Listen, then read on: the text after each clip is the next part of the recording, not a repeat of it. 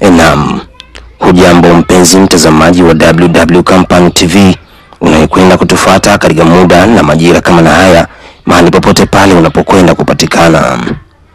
Tambua ya kuwa mbele ya kamera uko nami mtangazaji wako Mahela Ichochi Given, na nyuma ya kamera uko naye Wilson. Na kabla ya yote mpenzi mtazamaji wetu, wacha tuanze na muktasari wa habari yenyewe.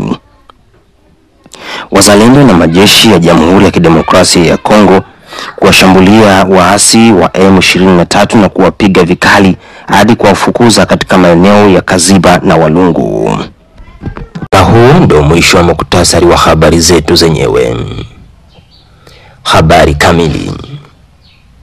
Wazalendo na jeshi la serikali ya Jamhuri ya Kidemokrasia ya Kongo FARDC wanaopatikana maeneo ya Kaziba na Walungu wamewashambulia vikali waasi wa M23 ambao wanaotuhumiwa kutaka kuiteka miji hiyo miwili na nchi ya Kongo kwa ujumla.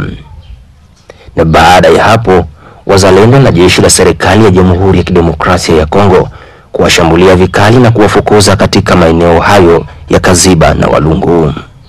Na hayo yote yalikwenda kutokea baada ya waasi kujikuta ya kuwa hakuna maeneo wanayoweza kuelekea isipokuwa njia hizo za panya, maana katika njia ya Luvunge tayari ilikuwa imekwisha kufungwa na serikali ya Jamhuri ya Kidemokrasia ya Kongo pamoja na wazalendo.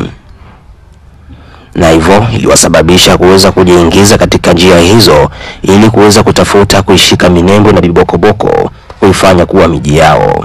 Na papo hapo ndipo walipojikuta wameingia katika mikono ya serikali pamoja na wazalendo na kupigwa vya kutosha hivyo na kuweza kukimbizwa kutoka katika maeneo hayo. Na baada ya yoyote ulikwenda kutuma ujumbe huu, tusikilize kwa makini. Naam, wacha nikushukuru mpenzi mtazamaji wa WW Company TV ambao ulikwenda kuanza nasi mwanzo wa kipindi hichi hadi mwisho wa kipindi hichi cha taarifa ya habari, na kwenda kutoa shukrani zangu za dhati kwako. Pia ninakwenda kutoa salamu zangu za dhati kwa wazalendo wote ambao wanaopatikana katika ulimwengu mzima. Vile vile ninakwenda kutoa salamu zangu za dhati kwa askari wa serikali ya Jamhuri ya Kidemokrasia ya Kongo FARDC, nikisema Mwenyezi Mungu yupo pamoja nanyi.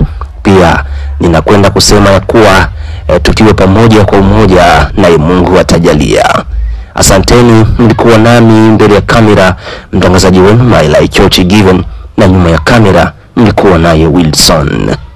Tukutane tena kunako vipindi vingine. Bye.